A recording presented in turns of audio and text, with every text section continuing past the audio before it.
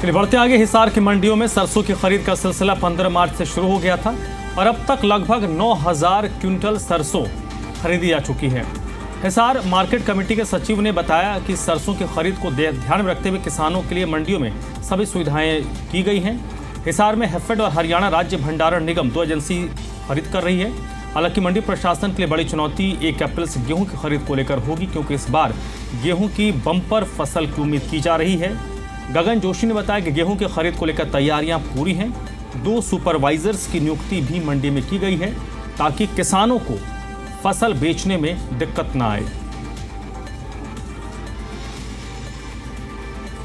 हरियाणा के हिसार में सरसों की खरीद का दौर मंडियों में लगातार जारी है, लेकिन सरसों की खरीद को लेकर जिला प्रशासन की किस तरह की तैयारियां हैं, इस वक्त हम हैं हिसार की अनाज मंडी में और हमारे साथ हैं हिसार मार्केट कमेटी के सचिव गगन जोशी जी। जोशी साहब, किस तरह की तैयारियां हैं सरसों की खरीद को लेकर और अब तक कितनी सरसों की आवक हुई है मंडी में?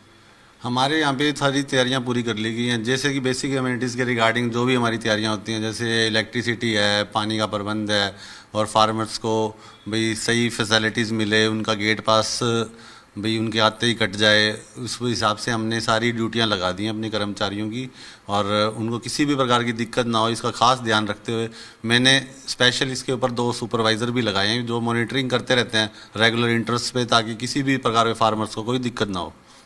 कितनी आई है हमारी यहाँ पे सरसों की खरीद 15 मार्च से शुरू हो गई थी। अभी तक हमारे पास 9,000 क्विंटल करीब प्राइवेट प्लस गवर्नमेंट आ गई है, जिसमें HSWC हमारी यहाँ पे नोडल एजेंसी है जो परचेज कर रही है सरकारी खरीद के रूप में। तो अभी एक बड़ी चुनौती जो है वो 1 अप्रैल से गेहूं की खरीद को लेकर होगी, उसको लेकर किस तरह की तैयारियां हैं?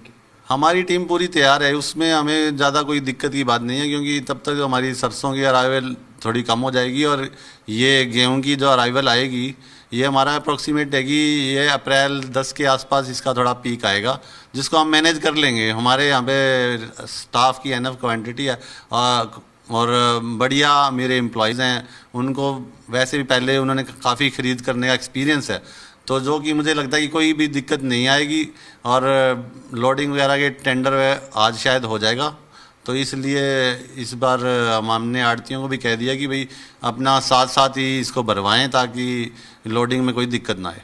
तो इस पर मौसम जिस तरह से परिवर्तनशील चल रहा है, तो आने वाले समय में मौसम को लेकर भी ध्यान में रखकर भी कुछ तैयारियां की गई? हाँ जी, हमने ये सोचा कि अगर टेम्परेचर अगर ठीक चलता रहेगा, जैसे प्रेडिक्शन है कि अभी कोई बारिश के अनुमान नहीं है मेट्रोलॉजिकल डिपार्टमेंट से, तो हमारा अनुमान ये है कि अधिकतर क्रॉप तो हमारी शेड के नीचे आ जाती है, जिससे प्रोटेक्शन रहती है कि बारिश वगैरह और किसी से बचाव हो रहे। और हमने तिरपाल वगैरह और इनके लिए भी वुडन क्रेट्स के बारे में भी जो अब हमारे आड़ती हैं उनको अलर्ट मोड पे रखा हुआ है कि अगर कोई ऐसी सिचुएशन आएगी तो उससे हम निपट लेंगे। किसानों को क्या कहना चाहेंगे? किसानों से बस मेरी ये अपील है कि जो रजिस्टर्ड फार्मर हैं वो अपना आएँ और अपना भाई अपनी फसल को अच्छी तरह थोड़ा सुखा कर लाएँ तो ज़्यादा बढ़िया रहता है, क्योंकि अगर उनकी फसल यहाँ मंडी में पड़ी रहती है तो थोड़ा हमें भी डर रहता है कि अभी भाई इसको भाई परचेज एजेंसी ने इसको परचेज नहीं किया है due to the high moisture content. तो इसलिए हमारी यही अपील भी है और प्रार्थना भी है गवर्नमेंट के बिहाफ पे। मैं यही कहना चाहूँगा कि वो अपना उचित मॉइस्चर कंटेंट पे लाएँ ताकि उनकी आते आधी फसल परचेज एजेंसी से हम बिकवाना सुनिश्चित करें। तो ये कितने % परमिशेबल है सरसों में भी और गेहूं में भी? देखो जी, सरसों में 8% मॉइस्चर कंटेंट तक जो उसकी वैल्यू बताई है अभी उस पर हम परचेज कर लेंगे, और वीट के केस में 12 से 14% तक की रिलैक्सेशन है।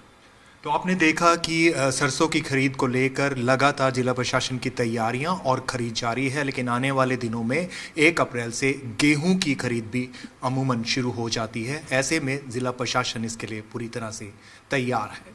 कैमरामैन राजेंद्र शर्मा के साथ मैं शशि नायर, जी मीडिया, हिसार।